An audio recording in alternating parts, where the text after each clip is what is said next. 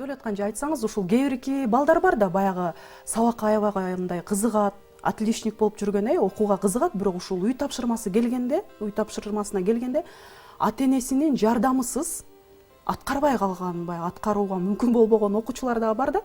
Ушул балдар менен кандай мамиле түзүү керек, кандай иштешүү керек ата-эне? Кандай байланыш алат? Демек, бул бала чынында отличник эмес да. Бул баланын алып жүргөн баасы ал баланыкы эмес да. Ата-эненики. Ата-эненики. Бул албетте туура эмес. Бирок биз баягы шыктандыруу деп айтып атпайбызбы? Шыктандыруу дегени баланын өзүнүн шыгында бар нерсени ойготуу да. Ата-эне албетте жардам бериш керек. Азыр программалар кыйын, татаал балдарга. Биз деле баягы көргөндө таң калып, 4-5 класстын математикаларын чече албай калган учурларыбыз болот да. Ошол учурда ата-эне өзү да окуп үйрөнөт дагы. Анан кийин баласынан ошону мына мен деле билбей калсам деле, мен дагы окуп үйрөнүп атам. Сен дагы үйрөнө аласың. Кыла аласың. Азыр эжек айткандай, кайырмак бергенде, ол кайырмакты талап менен эмес. Ошо берген кайырмактын, кылынган талаптын түбүндө сүйүү туруш керек да, ишеним туруш керек.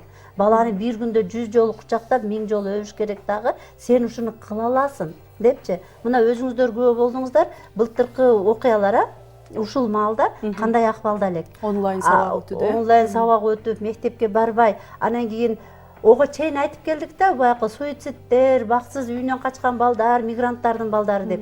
Эч кандай мигранты жок эле.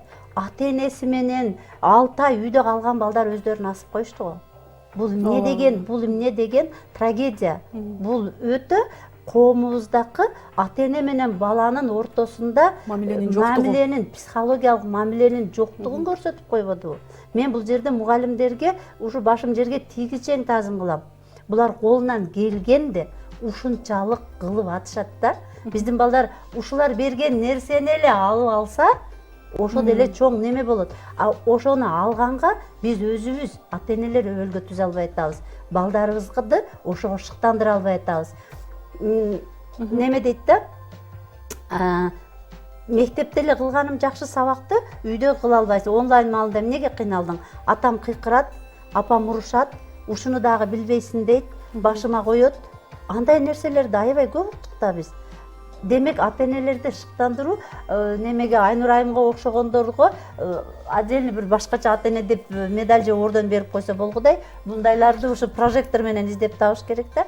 Бирок мен психологиялык немемде, тажрыйбамда жок, ата-энелер менен балдардын азыр моралдык, психологиялык связдары дээрлик жок. 3 кеңеш айтып өтөсүзбү анда, кандай кантип шыктандыруу керек? Мисалы, ошол эле учурда баягы кээ бирки ата-энелер бар да, баласын ашыкча мактап, ашыкча биз айтып аткан шыктандырып коюшу мүмкүн да. Ошого кандай чек коебуз? Ошого бир кеңеш айтсаңыз, бир конкреттүү бир 3 кеңеш кантип шыктандырат ата-эне?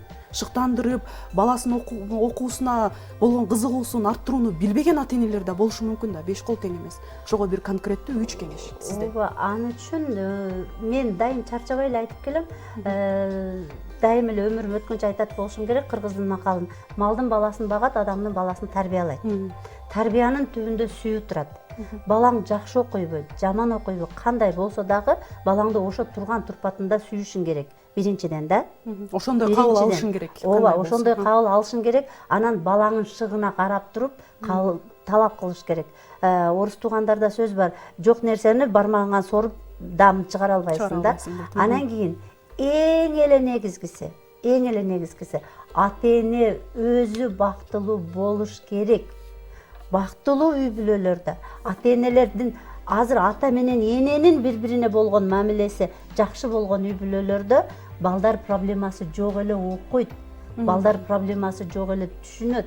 Анан кийин үйдөгү психологиялык акыбал начар жерде бала мектепке үйдөн качып барат, билим алыш үчүн барбайт. Ал жерге барганда ал мугалимдин айтып атканын дагы түшүнбөйт. Ошон үчүн мен урматтуу ата-энелерге айтарым, бактылуу болгонду үйрөнгүлө, ошол балдар үчүн да. Анан кийин дагы бир жакшы макал бар. Аалым болуш оңой, адам болуш кыйын дейт. Энциклопедиялык знаниясы баланыкы ушунчалык ашыкча болушу мүмкүн. Менин балам вундеркинд деп сүйүнүшүбүз мүмкүн да. Бирок ошол эле учурда ошол бала бактылуу болушту билбей калышы мүмкүн. Ошон үчүн биринчиден ата-эненин өзүнүн бири-бирине болгон мамилеси жакшы болуш керек. Анан кийин балдарды бала катары, эч нерсе билбеген адам катары, шок, баягы укпаган баланы деле сен ушундай болсоң деле мен сени жакшы көрөм. Бирок сен кыла аласың деп, сен жасай аласың, сен окуй аласың. Установка коюш керек дагы, ошол нерсени ата-эне ишенип айтыш керек да. Ишенип айтыш керек. Өзү ишениби биринчи? Да, баласынын жакшы экенине, баласынын окуй алышына өзү ишениш керек. Анан кийин баягындай мотивация бергенде дагы ошол баланы мындай сатып алып аткандай эмес. Мына эмгегин баалап аткандай, сен ушундай мээнет кылдың эле, азаматсың. Ушул мээнетиңе сен ушул нерсеге татыктуусуң деп баланын өзүнүн баягы баасын дагы ашырып үйрөтүш керек да. Анан ал нерсе чоң нерсе болушу шарт эмес. Кичинекей эле, бирок ошону өөп, жыттап, сүйүнүп, как будто ошо баланын бешин ошо атасы өзү алгандай, апасы өзү алгандай кылганда, бул баягы бала алган нерсесине сүйүнбөйт. Ошол апасы менен атасынын сүйүнгөнү ого эң чоң мотивация болот.